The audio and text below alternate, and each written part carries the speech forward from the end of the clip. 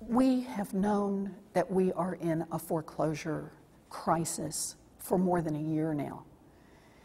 And with each passing day, it's thousands of families who are moved out of their homes and thousands more who hang on the edge trying to scramble and find a way not to fall over.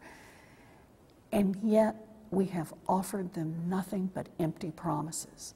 Hope for homeowners, other fancy named programs, big estimates on how many people were going to be helped. And what did the numbers eventually show? The number of people we've helped can be measured in the hundreds in an area in which we're talking about literally now millions of foreclosures. The sense of urgency, I don't know how to make it more intense than it is. These are families. These are families with children. These are older people who can't sell their homes and move to other facilities that they need to. These are people who can't leave Ohio to take a job in South Carolina because they can't sell their homes. This is a freezing up of the economy, not on Wall Street, but down at the family level. If we don't fix that problem, we cannot fix our economy. We just can't. How do we get accountability out of the Congress, out of the President, out of the Secretary of Treasury? Because I know a lot of people, and I'm sure you do, who are just about at wit's end saying, I've had the SOS up for a long while, but there's no help coming. That's right, and the water's rising fast. I think we now measure our tolerance in days. We no longer give months. We have been driven as a people to the edge with empty promises and free spending that has produced results that at best we cannot measure. Well, what can be done? Can you give money, the government give money directly to people who are in the worst shape and indicate some possibility of getting out? What can be done now? Well, there's some of that, but the mortgage crisis presents a somewhat different problem. The problem there is much more one of who's going to bear these losses. We've got houses that are now worth $100,000, let's say, but they have mortgages against them that are $140,000. And the mortgage on that house has been sold and sliced and diced and moved out and bundled and all the fancy things that have happened. And now you've got a family living there, and because of the crazy terms in this mortgage, they can't pay the $140,000 mortgage. There's no possible way. If this house gets foreclosed, they're going to be out of a house. And ultimately, here's the ironic part. The investors way on down the line, $100,000 house, they're likely to get somewhere between $40,000 and $50,000 by the time you work through the process. Lose-lose for both groups. What we have to do is we have to find a mechanism to get them together and say, look, let's be realistic.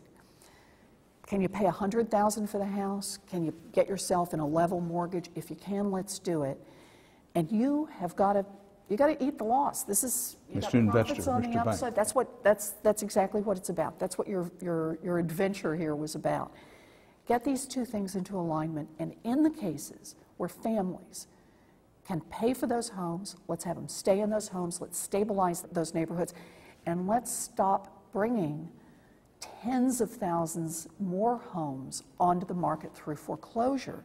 We've just got a glut on the market now. Let's stop that and stabilize housing prices for everyone. What about the banks? Do you make the banks, let the banks take the hit, lose out and close down? What do you do about the banks? Well, partly they're the ones who took the profits, they're the ones who took the risks, and now it's time for them to recognize some of the losses. You know, in a funny sort of sense, this isn't about bankruptcy, this is about reality. You can beat on this family all you want, but they're not going to produce $140,000 for this house. They just can't do it anymore. And the day we finally get realistic, we recognize the losses, we write down what we have to write down, we let some businesses go away, and we begin to count on the fact that those that are left really do have their feet on the ground. You know, that it's solid all the way down. Then we start to rebuild an economy. Well, you've written a great deal about family economics and the middle class. Are we in danger, for all intents and purposes, losing the middle class, or is that too much of a fear? No, I think that's the real fear. So here's what's happened over a generation. Somebody out working 40 hours a week is making less than he was making 30 years ago. Household income has gone up a little. How? Because we put the second earner to work, if she could do it. But that is now flattened out. There's no one else to put to work. We've put to work as many moms as we can possibly do.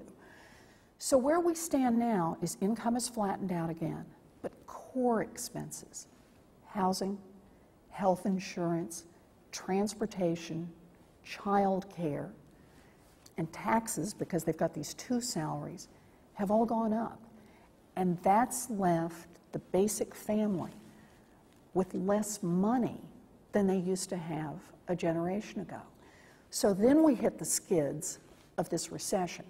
The bottom falls out of the housing market. They can't tap home equity.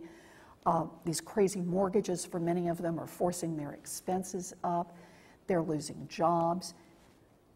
And that means we have, not a few people, we have literally tens of millions of Americans, hardworking, play by the rules, middle-class people, people who got decent educations, people who got decent jobs, people who got married, moved out, bought houses, the backbone of what we are as America.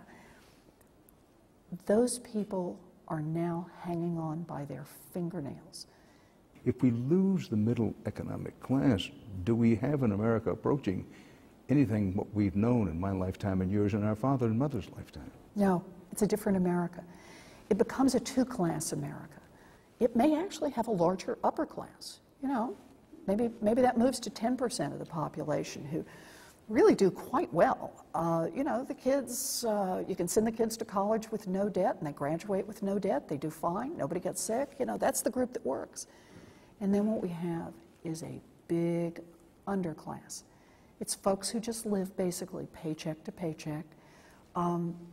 If you can hang on, if you don't get a layoff or a cutback in hours. Or you don't get very ill.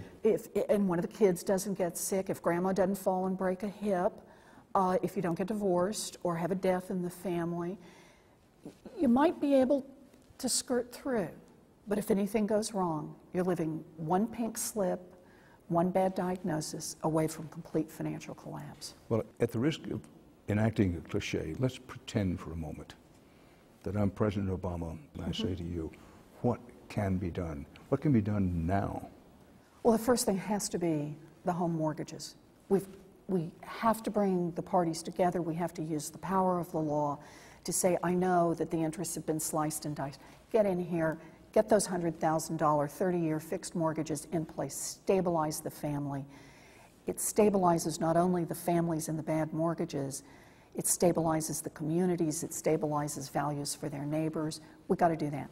Second thing we've got to do is we've got to worry about your other credit circumstances. Credit cards, financial products that are just holes in your pocket. Car money, car loans, money that's just draining out here. What about the argument that says, listen, the government shouldn't try to do too much. The government should stay out of it. The less done, the better. It'll work itself out.